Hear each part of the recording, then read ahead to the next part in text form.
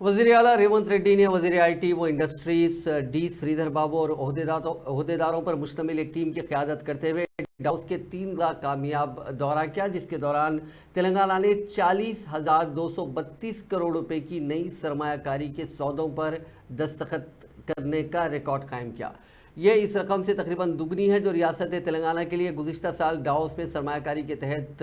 मशगूल हुई थी। Adani group, JSW, WebWerks, Tata technologies, BL agro, surgical instruments group holdings, Godi energy, Aragen life sciences, Innovera pharmaceuticals, इसके अलावा मुख्तलिफ कंपनियां हैं जिन्होंने रास्त तौर पर तेलंगाना में सरमाया करने को लेकर हामी भरी है, जिसके नतीजे में रियासत में 2500 बराह रास्त नौकरियां पैदा होंगी। डावोस में वज़ीर आला रेवंत रेड्डी ने CET